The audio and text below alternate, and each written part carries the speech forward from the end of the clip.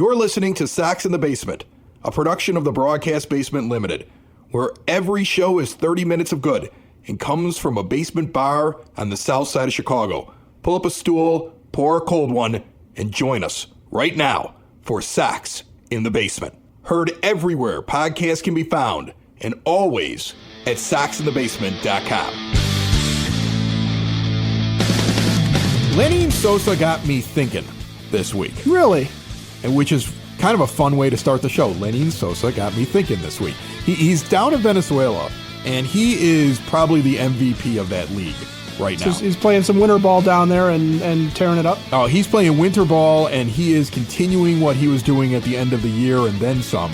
I know it's against different competition, but the guy's hitting .392 with a .451 on-base percentage, a .765 slugging percentage, for an OPS of 1216. He's just lighting it up. And he's playing third base and shortstop. And it got me thinking, if a guy like Sosa, who again is only 24 years old, who again, every time he went to a different level in the minor leagues, had a period of adjustment where he didn't play very well, and when he was given consistent playing time, was able to ratchet up his play to the same level it had been at the level below. So if he's hitting 300, then all of a sudden he gets to the next level. Let's say he goes from single A to double A, and he has a drop off, and then he gets enough at bats, and he gets used to it, and then he gets back up to that 300 average. That's just an example. Not exact numbers, but that's the example. So he was always doing that when he got to the majors. That was something we talked about a lot with him. Like, hey, they're really not giving him consistency, and they're really not giving him everyday at bats, and he doesn't know where he's playing at. And that was the one thing that Grady did. Lenny Sosa, if he pans out as a Major League Baseball player and a contributor on this team, it'll be because Grady Sizemore gave him that, and then you got to hope Will Venable continues it. But he's getting consistent playing time, of course, in this lower league in Venezuela, and he's playing really well. He had a great finish to his season. He's not a defensive player, but when you're looking for hits, when you're looking for home runs, when you're looking for offensive output, he's going to be a plus player for you. He's going to give you wins above replacement. He's going to be one of the few guys that can do that if he's able to take the last couple months of the season and now say, I figured out Major League Baseball. I'm going to have a full season now, consistent play. And when I think about that, I wonder, looking at where he's playing down in Venezuela, are we not evaluating the positional battles that are coming in spring training properly? Like, we look at Brian Ramos and we look at Miguel Vargas and we go, okay, well, Ramos is the guy that came from their system and has shown some life, and he's got a great attitude. The guy thinks he's the best baseball player in the world, even though he isn't. But he's got nothing but attitude, and he just wants to be a baller. You love it, right? Vargas looks like a broken man who got plenty of time out in L.A., didn't pan out, got a great pedigree, got here, ran to this show that was going on the field, and did terribly. But he's somebody that was acquired by the general manager. So historically, White Sox GMs make a move, bring a guy in, and they stick with that guy way too long. But I'm looking at Chris Getz right now, and I'm looking at Mike Tauchman being brought in. And if he really believed in guys he traded for, like DeLoach and Fletcher, he wouldn't be doing that. And so I think there might be a different mentality with this general manager, that cutthroat, what have you done for me lately? Prove it. You have to earn your spot mentality that I've been begging for years and years on this podcast. And if that exists, there's no guarantee that Lenny Sosa isn't going to take third base from Vargas and Ramos. There's no guarantee that Andrew Vaughn, with his arbitration money, even though he was given the money, isn't going to have his job ripped from him. Let's say if Sosa's able to take it from him because he's a better bat, Tim Elko has a good spring, or let's say Vargas all of a sudden comes to life and you start to believe that maybe the pedigree is going to pan out, even though it was a little late. I think we're going to have some very interesting battles come spring, and I don't think he's done adding pieces, whether they be low level or low cost, to this team. No, he's not done. He's not done adding pieces. And you look around and the rumor mills are quiet because a lot of the guys that Chris Getz seems to be looking for are the bargain basement guys, and they're going to come off the list last. But in terms of having position wars on this team, I mean, everyone's up for grabs. Luis Robert Jr. might be the only one that really is kind of guaranteed his spot, but even he has to come out and prove that he can stay healthy. I mean, he's got to prove that he's going to rebound back to what he should be, for goodness sakes. But Lenyn Sosa, you're right. That is thought-provoking because he's an interesting guy because he's not really in the conversation. Not a whole lot anyway, and he should be in the conversation, especially if he's tearing it up in winter ball, and especially when you look at Fangraphs and the projected starting lineup, and they've got Lenyn Sosa there as the second baseman. And if you look at the 2024 stats they're listing, Lenyn Sosa had the best batting average of anybody that's still listed there. I mean, the second best is Andrew Vaughn, but Sosa's on-base percentage and slugging are right there with his, and it's just funny that you would sit there and say, well, why wouldn't Will Venable, with this team where nobody has earned the right to have anything handed to them because they were just historically awful last year, why the heck wouldn't it be that the hot hands, the guys that really are out there to play, the guys with the best attitude, the guys with the best effort, the guys with the best results are the ones that get the starting jobs and the ones that get to start the season with the benefit of the doubt of being the starters, and then let other guys, try and come after them and take them during the year if that's what it takes. I mean, if you're going to start the season with Miguel Vargas sitting at third base and Brian Ramos has a poor spring but then goes down and starts tearing it up at Charlotte,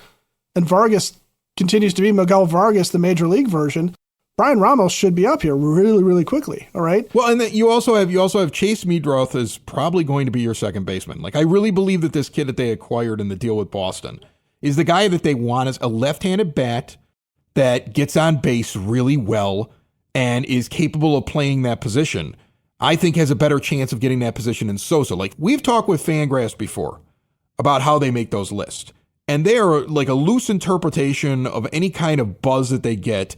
And sometimes that list is out of town stupid. So if you go to Fangraphs right now on the roster resource and you look at the projection, that's because they're not seeing exactly what's happening with the team. I think Meadroth, who's not on the 40-man roster, gets added to the 40-man roster and is probably the second baseman. I think Colson Montgomery, his Arizona Fall League numbers, 313, 511 on base percentage, 656 slugging percentage for an 1167 OPS. God, if we could only get these guys to hit this well in the majors, wouldn't it be amazing?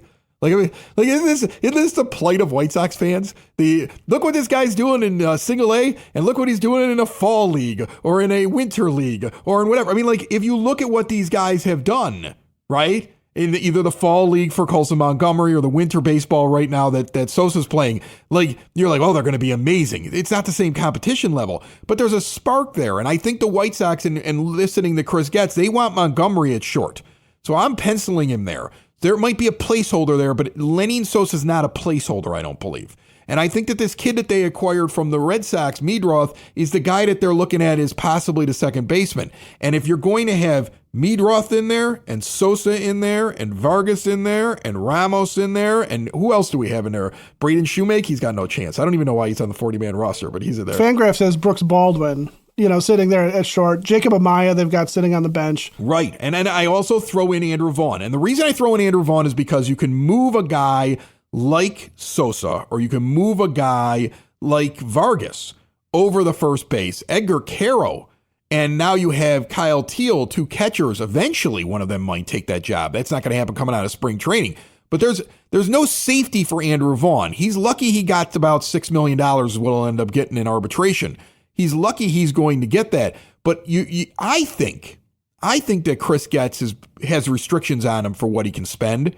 And it's harder to go to the old man and say, I want to sign somebody for $6 million this year when he's cutting payroll than to go to the old man and say, well, the powers that be, that darn arbitrator gave him $6 million, right? Oh, that stupid arbitrator gave him $6 million. Right. I don't think the $6 million tag for Vaughn guarantees him anything. So there's a lot of names in the pot that are all going to be fighting for jobs. And I think some of the more interesting names, that's what you want as a Sox fan. Like, if I see Brooks Baldwin playing second base, I think we're in trouble. I know some of the prospect heads like him, but I didn't see anything there that made me feel like that's the future at second base. Like, I feel like the Meadroth thing has got a better trajectory to it. I don't believe in Miguel Vargas very much, but I saw something out of Lenyn Sosa at least at the end of the year, so I'm kind of leaning towards that. I love Brian Ramos's attitude. I don't know if it's going to translate to being offensive enough to play a corner infield position at a Major League Baseball level. Like, I don't know. And I know Andrew Vaughn is not the future, no matter how much they try to tell me it. So that's the thing. You're going to be watching a lot of names, depending on which names get through. Like, if you sit there at coming out of spring training and you tell me, I've got Sosa in the infield regularly, and I got Meadroth in the infield regularly, and Colson Montgomery played really well. We're going to start him in the infield regularly, and I don't know who the fourth spot is, whether it's Ramos over at third or Vaughn over at first or Vargas at first or third or whatever. But somewhere those three guys are in there, we've had a very successful spring, and I'd be excited. Not excited like I think we're going to win anything, but I'd be excited I was going to see some kind of change and progress on my team. Wouldn't you? Because I think those are the names, if they're doing well coming out of spring or do well in spring and win those battles, I'd be most excited about.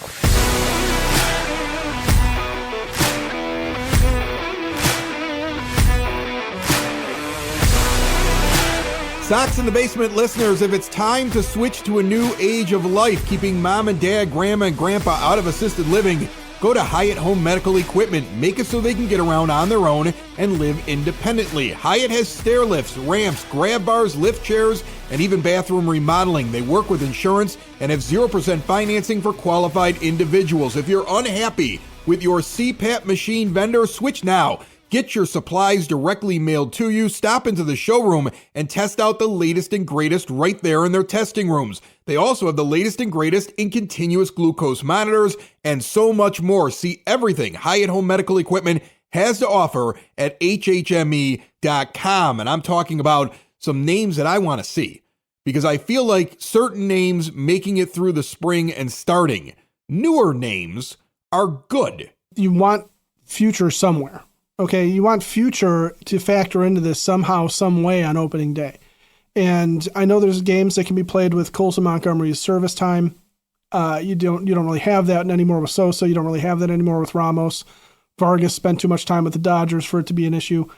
But Meadroth and Montgomery, you could potentially play with it a little bit, start somebody else to start the season, then bring them up and say, okay, this is where the future comes in. Edgar Caro can fall under that same role, or Kyle Teal for that matter. I don't know if Teal's ready though, because he's rocketed through the system, but I don't think he's quite there. I think Caro and Lee break camp. I do too. That's another one I'm hoping for. Like, look, we break camp. There's no Colson Montgomery. There's no Edgar Caro. Lenyn Sosa somehow isn't getting any opportunity. Meadroth is still not even on the 40-man roster. Like, I am a destroyed, upset, having a hard time turning on the television White Sox fan starting the season, right? Look, as I'm looking at this Fangraphs page and I'm seeing, okay, Tauchman in center, cool.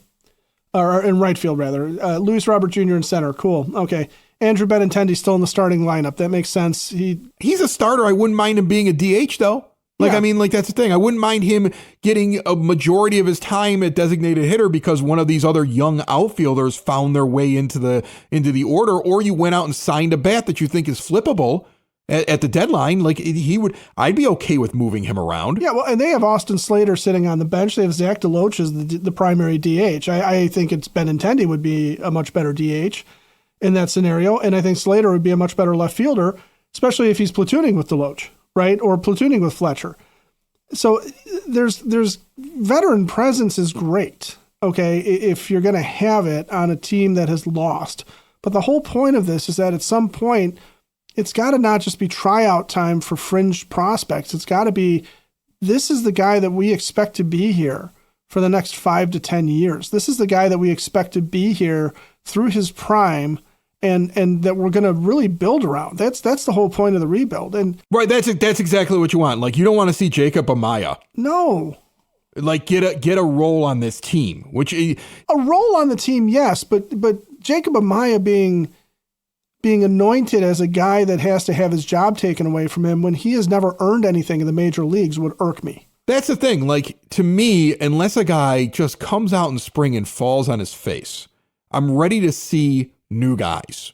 I really want to see Meadroth at second base. I want to see Montgomery standing over at short. I'd prefer to see Ramos over at third, and Sosa standing at first. Like if you ask me just off of the names and because I already know what Vargas is, and I already know what Vaughn is. And like that's the thing. Like I have far more faith in the last couple of months of Sosa than I have in Andrew Vaughn ever becoming anything other than a replacement level player. And maybe that's because I got to watch Sosa go from level to level and prove himself, and Vaughn never got that opportunity. But it's time to poop or get off the pot here with Andrew Vaughn. I didn't even want him brought back in arbitration, so I clearly don't have any faith in him becoming anything else.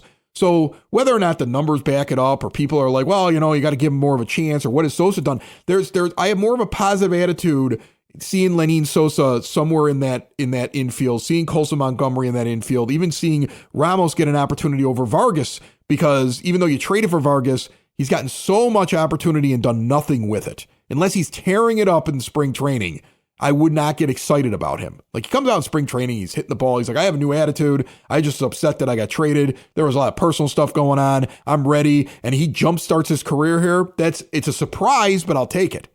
But like, that's the thing. There's certain names that it's either because I haven't seen it before, like the whole backup quarterback thing, right? The best quarterback in town is always the guy that hasn't gotten a chance yet. So like, there's a little bit of that in there, right? Like, I don't know anything about Chase Meadroth, but I can look at what he's done in the minor leagues and he hasn't let me down yet.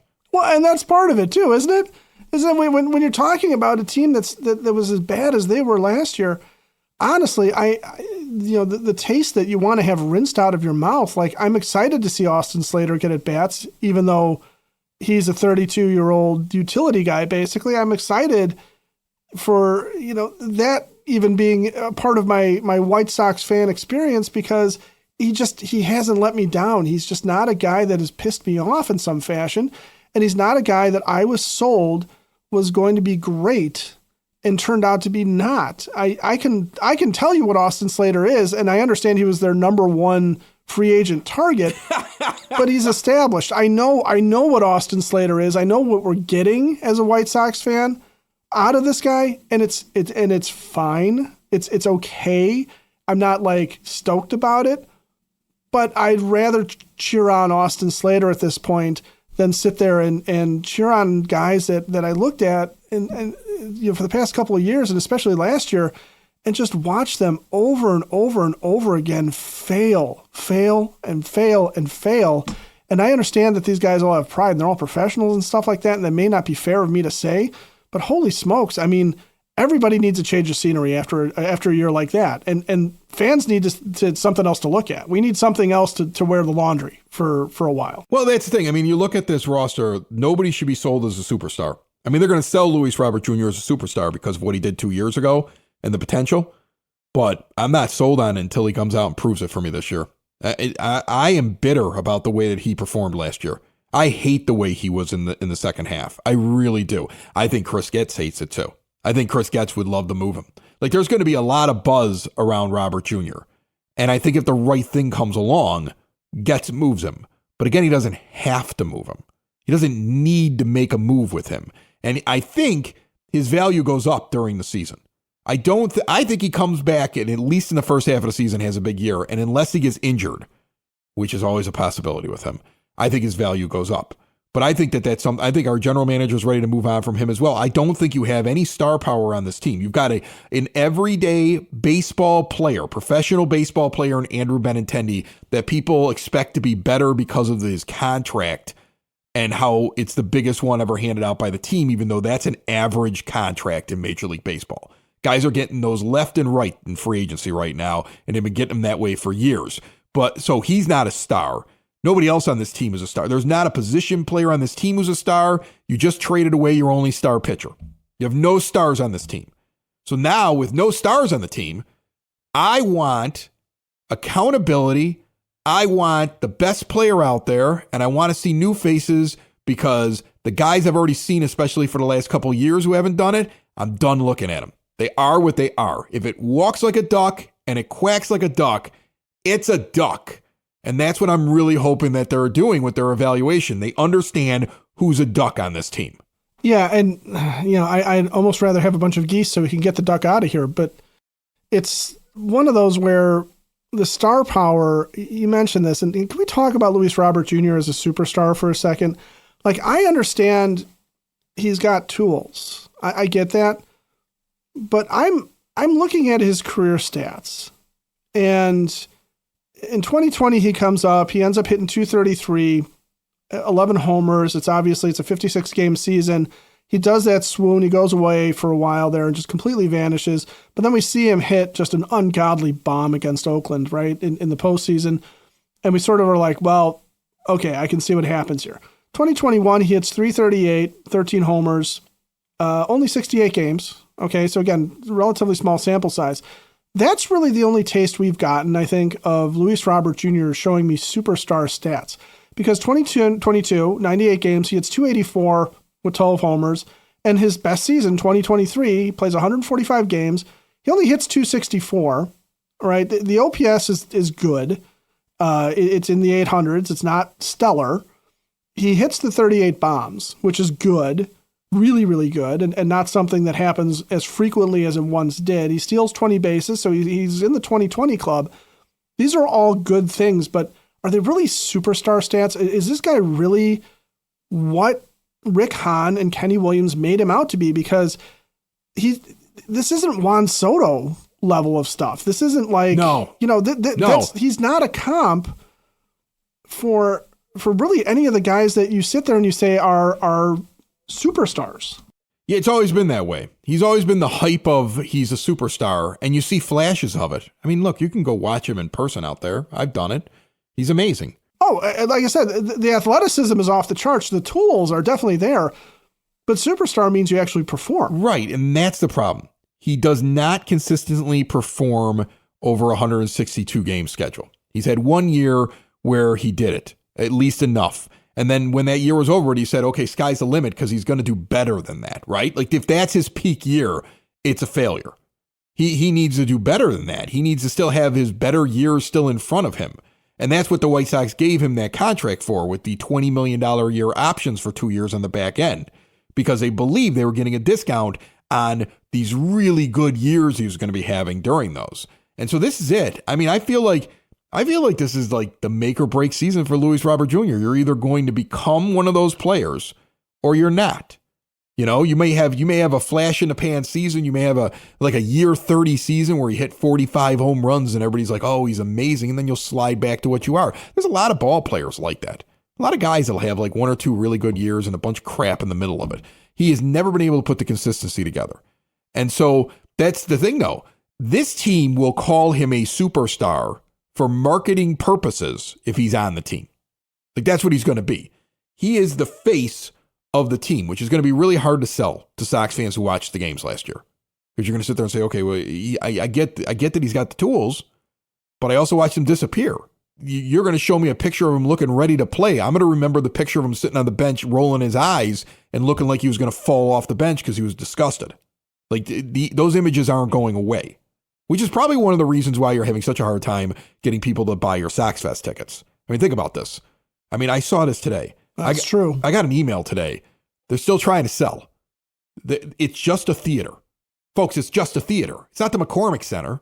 It's not even the hotel that they used to have downtown, right? And all that capacity in the convention space and the autograph signing and everything else like that, and the marketplace for people to go and buy and sell baseball cards and memorabilia. Like, it's not any of that. The size of this is so much smaller. This should have been sold out in hours, if not days. They still have both days available and all ticket options available for this thing. Like, White Sox fans have soundly rejected the redone Sox Fest. That's how I feel. I mean, you have the holiday season. You announced it before the holidays. This is the perfect gift. I was gifted Sox Fest tickets plenty of times from family members, and my ex-wife did it one time. She gave me Sox Fest tickets as one of my gifts. It's the perfect thing for the gift giving season when you're trying to figure out how to get somebody something and you don't feel like buying it all off of Amazon because it feels weird. And you're like, I got to do something unique. And they're not even getting that. A small couple hour a night thing that they haven't really given any details about what they're going to do. And Sox fans are rejecting it. And they're rejecting it because they don't believe anything you're telling them. They're not even, if you told them Luis Robert Jr. is showing up, I don't think it even increases ticket sales. No, I honestly, I think, when we're even talking about his trade value and everything like that, calling him a superstar, and if Chris Getz is really treating him like I don't think he is. I don't think Chris Getz is treating him as a superstar. I think that's why some people are in shock that he wants. Everybody's like, oh, he's getting rid of him because of his salary dump. I don't think it's as much of a salary dump as it is he doesn't like him. Like, I don't think Chris Getz likes him. Think about this. If you're a first-time general manager, you're going through a 121 loss season. You know that this was all set up by the guys before you. And I know everybody wants to say, well, he was in charge of player development. Again, he could have sat there until he was blue in the face and told Kenny Williams, this guy over here, even though he looks like an athlete, is not a good baseball player. You should be concentrating on this guy over here. And Kenny Williams would have told him, I can walk into a room and I can just spot a ball player. That's my gift. Which Kenny Williams never produced anybody like that. Supposedly it's his gift. If you listen to one of his more recent interviews, he says that. If it was true, we would have won a lot more games. But supposedly Kenny believes that's a gift. So when you're dealing with a guy like that, right? And the lawyer of Rick Hahn that really has no evaluation skills whatsoever, and he's shown that to us. He showed that to us. He has no evaluation skills when it comes to baseball player talent. Really good at making contracts, and that was about it, right? And if those guys are the guys that you have to convince, I can imagine it's pretty difficult to have any impact in the position that Getz was in. I feel like since he got in there, that's why he brought in all these guys from the outside, because he thought he was surrounded by morons. He's a guy who was working in there who was like, I'm a ball player. I can tell that this is garbage. And he's surrounded by morons. So he got rid of a lot of the morons, and he brought in new guys. And so far, I don't think they're morons. I watched Brian Bannister talk about Garrett Crochet in an interview this week, and he basically said, like, that guy would have won the Cy Young if we wouldn't have held him back because of his innings. He would have won the Cy Young. And he goes through the whole process of how they dealt with Crochet. The idea that he was having a problem with late movement. Guys were catching up on one of his pitches when he was going inside, so they decided to add a cutter. He gave Ethan Katz credit for it in the interview for suggesting it. Crochet develops the cutter, and then they change something in his grip on the seams to give him extra movement on his fastball in the back end. I mean, they did that to Crochet to create what you saw this year, and he's like, the moment he's able to do more innings, that's a Cy Young. He's one of the top 5 pitchers in baseball. I wish we didn't have to get rid of him. So that tells you right now, they believe in Garrett Crochet. That answers the question. If you were wondering, like, did they believe in Crochet or didn't believe in Crochet? They believe in Crochet. They didn't believe in his ability to pitch deep in the season. He wasn't going to get long innings. Like, that wasn't going to happen. They believe that eventually that is going to happen for him. He just doesn't fit in their window. So the Bannister interview at least answers that question, and also tells you that all these guys got brought in from the outside because they're doing something. They're having an impact. There's a different way of looking at things. And I think that you have a general manager who's not too keen on the center fielder that he watched not give his max effort. I think it was really an audition for next year. I think the GM was paying attention. I think that he really cared whether or not they lost 110 or lost 121. And when he saw guys not putting in the effort and he saw guys not able to perform, I think you lost favor with him, which goes back to my original point that just because he traded for Dominic Fletcher and Zach DeLoach, that didn't prevent him from going out and getting Mike Tauchman. And just because he traded for Miguel Vargas, if Miguel Vargas wasn't giving him what he thought he was going to get, I don't think he holds on to him and forces him down your throat. Like, the only exception to the rule seems to be the Andrew Vaughn arbitration thing. But again, it might just be because of the restrictions he's currently under from his owner. And he's got a hitting coach, a guy who he brought in Fuller, that says, I think I can fix him. So it's worth the $6 million. Because you're not going to get $6 million on another project for me because Jerry isn't going to give it to you. So just say, well, those darn arbitrators, and we can see what we can do. But I think that if Vaughn is failing halfway through the year, he won't be standing at first base. Just like I don't think Vargas has anything guaranteed coming out of spring. I don't think there's any guarantees on this team. That's what's going to make it very interesting. And that's why I also think he's not done adding pieces. They may not be big money pieces, but there's going to be one heck of a competition. I mean, like, we haven't had anything to watch, and we're not going to get to watch them play in October. They're not good enough for that. They're not going to challenge for a division. But I think one of the more interesting things is going to be what other pieces come walking in here and what are the battles going to be like. I mean, if you're interested in team building, I don't think it's a lost year for team building because I don't think we're going to run into what we ran into in previous years, which was, well, I traded for this guy, so I'm just going to stick with him no matter what. We penciled this guy in, so even though he's not performing, we're just going to keep him in there. I don't think we're going to see that. That's what's going to make the next couple months in spring really interesting. Well, and one thing that you just sort of tap danced around, but I think you kind of hit on the head is the attitude is going to be a huge thing. Because what do we know about Austin Slater and Mike Tauchman? They play hard. They always have. Did Andrew Vaughn give up last year? No. He was still out there fighting for whatever it was worth. If you're seeing effort come out of spring training and you're seeing effort come out of winter ball and you're seeing effort come into this season and you're seeing effort put forward in the season, first of all, generally speaking, with effort comes some level of success, especially if he can improve their scouting and can improve what they can do. You know, if Will Venable and his staff are able to give them advanced scouts on the pitchers that they're facing so they know what they're facing, if they can be positioned correctly in the field for the batters, if the pitchers on the White Sox get scouting reports on the batters so they know how to attack them, you put guys in a position to succeed. They've all got some level of talent. You don't get to be in the majors or on the fringe of being in the majors without having some God-given talent here. But Chris Getz might very well be looking at this going, you know, first and foremost, if you sulk, if you're angry, if you're not trying to make it better, but you're just sitting there saying this sucks and this is worse, then I don't necessarily want you here, because Garrett Crochet, you're right, doesn't fit within their competition window. And there's already rumblings coming out of Boston that Garrett Crochet is going to be impossible to re-sign when the time comes, and that's for Boston's purposes. But what is the one thing that Garrett Crochet made clear last year? That he was going to, at the expense of the team, protect himself. And I don't fault him for that, but it's not what you say. Right, and that's the thing. In the end, I think what Chris Getz is doing, and it's really all you can do, right? All you can do when the owner isn't going to spend money to fix the problem is to fix everything you can internally. You fix the structure. You get rid of the people that you don't agree with or you think are mooching off of the team. You get rid of the people that you think are getting in the way of making good decisions. You change the decision makers. You change the advisors. And then you go and attack the attitude on the bench and on the team. And that's what you do. You remove those people. I mean, if you look at it through that lens, you understand the Crochet trade. You understand the Luis Robert Jr. shopping. You even understand the Andrew Vaughn coming back, although it makes no sense.